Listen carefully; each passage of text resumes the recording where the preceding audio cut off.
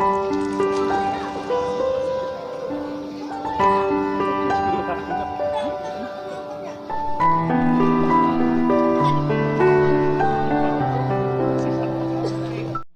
saya sedang berada di objek wisata Cibulan di daerah Kuningan. Saya akan coba masuk ke dalam, kita akan lihat ada apa saja di dalam di objek wisata Cibulan di Kuningan ini. Ikuti terus, lanjut.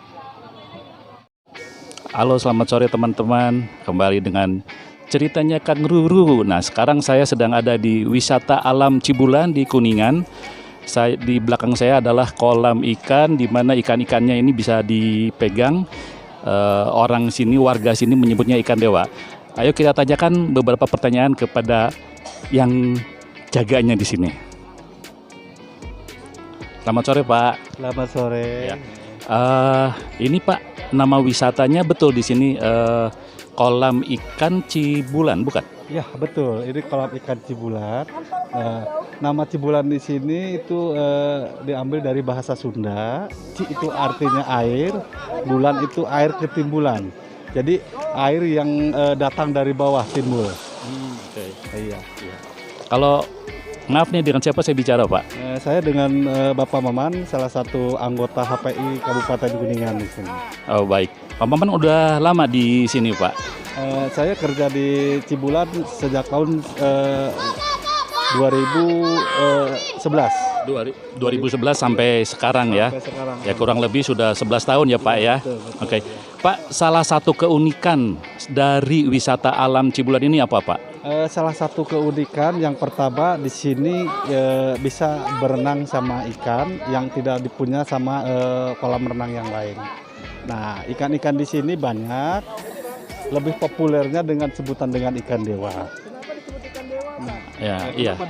disebut ikan dewa? Dewa di sini mengambil dari bahasa Jawa Cirebon ini. De itu artinya gede, wa itu artinya dawa. Jadi ikan yang gede panjang. Oh, gitu ya. Dan memang ada beberapa ikan yang bisa dipegang ya Pak ya. Ya betul. Sekian banyak ikan di sini. Ada salah satu pawang yang namanya Pak Ujang. Dia kalau mau ngangkat ikan itu dia nyari dulu yang mana bisa diangkat. Dan hanya Pak Ujang yang tahu ciri-ciri yang ikan yang bisa diangkat. Oh, Oke, baik. Jadi tidak semua ikan bisa diangkat Pak, tidak ya? Tidak.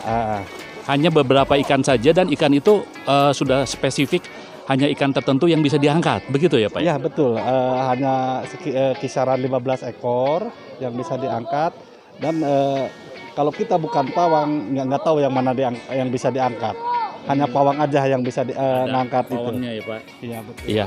Kalau ikannya memang dari dulu jumlahnya segini-segini aja Pak, berkurang, bertambah atau bagaimana Pak?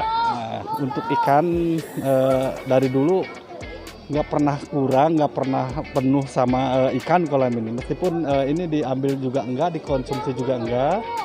Nah terus bila ada yang mati, ini tidak seperti ikan biasa. Kalau ada yang mati, ini posisi ikan itu ada di dasar kolam, jadi tidak ngambang. Dan bila ada yang mati, ikan ini udah tercium bau amis. Nah, terus sama masyarakat sini dari dulu udah tradisi, bila ada ikan Cibulan yang mati itu dikubur di kain kafan gitu. Soalnya kenapa? Dari historinya ini adalah kutukannya tentara Prabu Siliwangi yang tidak setia sama Prabu dikutuk jadi ikan. Kalau dari historinya. Dan kebetulan di sebelah kolam ini ada patilasannya Prabu Siliwangi. Jadi masih ada hubungannya dengan ikan ini. Sebelah mana Pak? Sebelah sini ada. Oh, ini yang keramat 7 sumur ini iya, ya Pak betul. ya? Oke, baik. Jadi yang untuk ikan yang mati diangkat pakai kain kafan, dikubur begitu Pak? Dikubur, betul. Soalnya dari historinya ini prajuritnya Prabu Siliwangi. Oke, baik. Ya, baik Pak Maman, terima kasih banyak untuk informasinya. Ini jam bukanya jam berapa sampai jam berapa Pak? Untuk objek wisata Cibulan jam bukanya itu jam 8 sampai jam 17. Jam 8 sampai jam 17 ya, setiap hari dari Senin sampai Minggu Pak? Kalau untuk weekend ada selisih 30 menit jam 17.30 menit untuk tutupnya itu. Tapi tidak ada hari libur, jadi setiap hari buka ya Pak ya? Setiap hari buka, nggak ada hari libur ya. Baik, Pak Maman, terima kasih untuk informasinya. Saya akan keliling lagi Pak ya. Ya, terima kasih Pak. Terima kasih.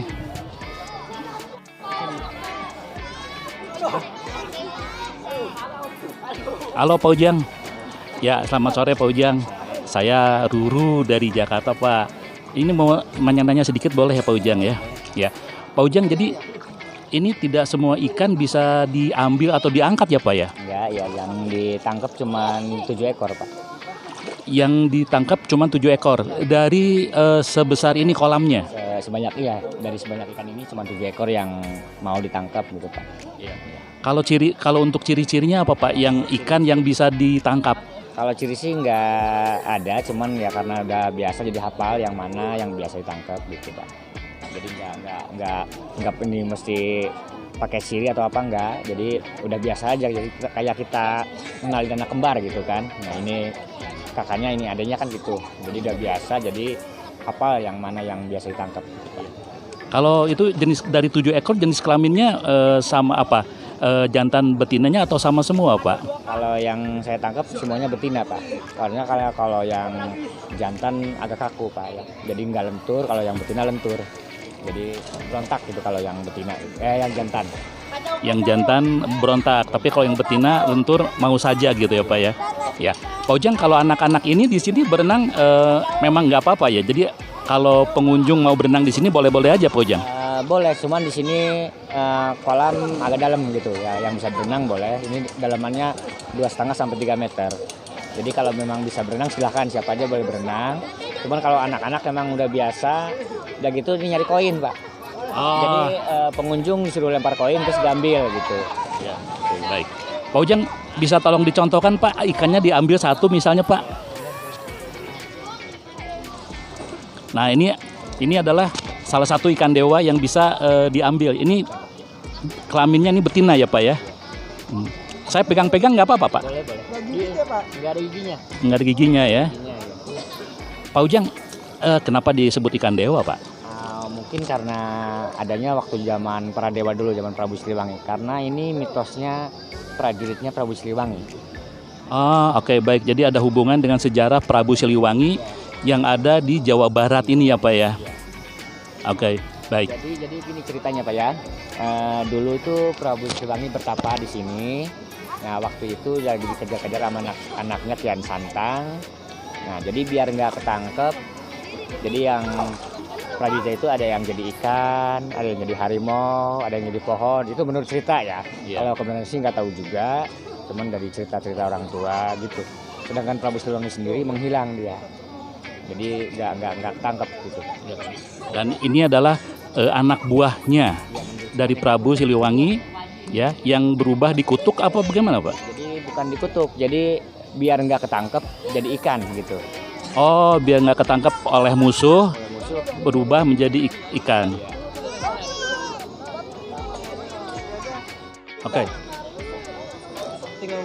Oke, jadi teman-teman hari ini kita akan membuktikan, kita melempar koin, beberapa koin, dan kebetulan ada anak-anak yang sudah siap untuk berenang berebutan di tengah kolam ini. Coba kita lihat ya. Nah, ini salah satunya koinnya. Oke, kita lihat ya teman-teman.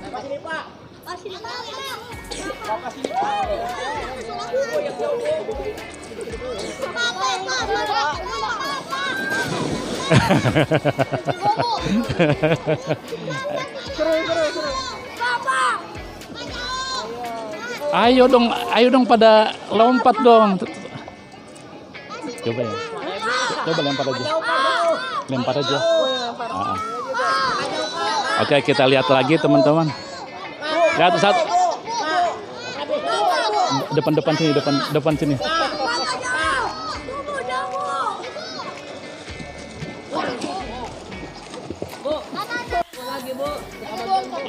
Ya teman-teman, kita lihat keceriaan anak-anak di sekitar kolam di Cibulan ini. Mereka berebutan mencari koin yang dilempar sengaja oleh pengunjung. Jadi cukup menghibur ya aksi mereka.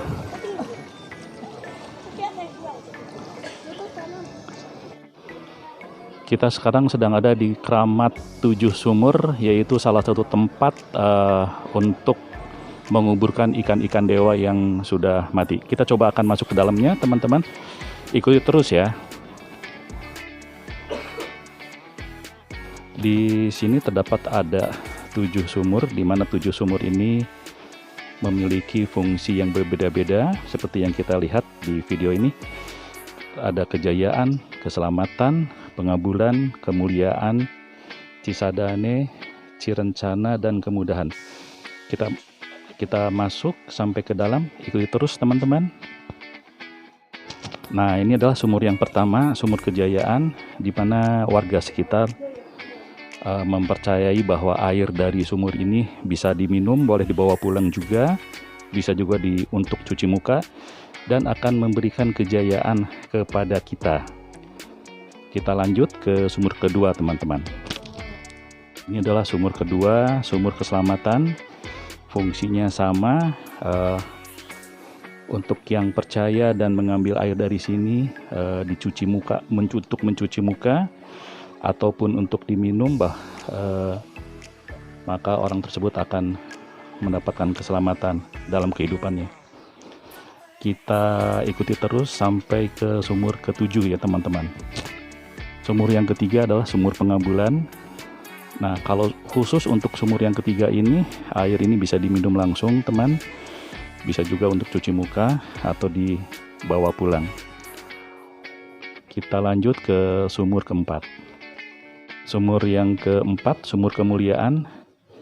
Tapi khusus untuk sumur kemuliaan ini, airnya tidak bisa diminum langsung, hanya bisa untuk cuci muka ataupun dibawa pulang.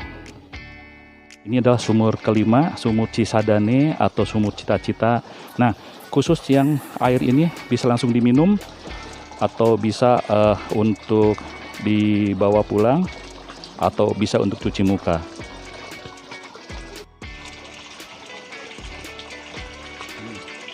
Mau diminum? Ya. Aduh.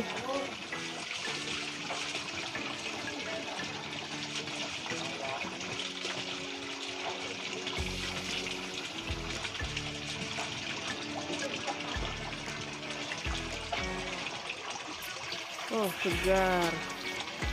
Segar. Lanjut.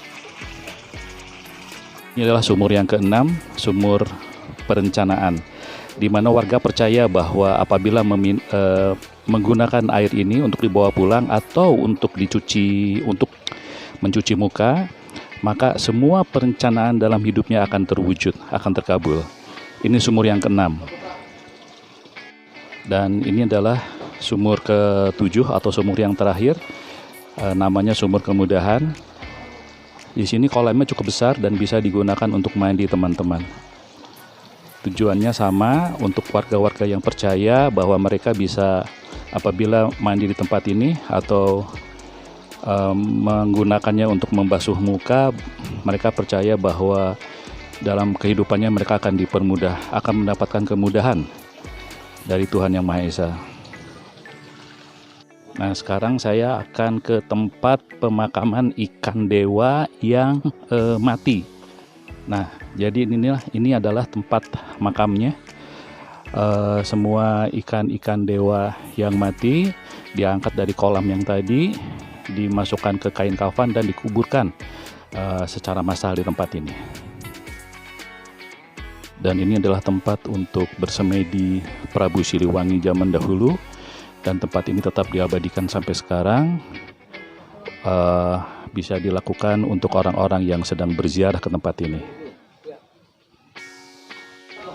Di objek wisata Cibulan ini juga disediakan tempat berendam kaki bersama ikan.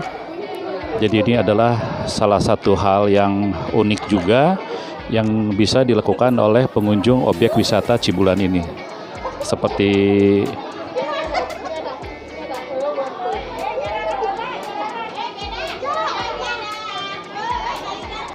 itulah keceriaan saya di objek wisata Cibulan di Kota Kuningan ini.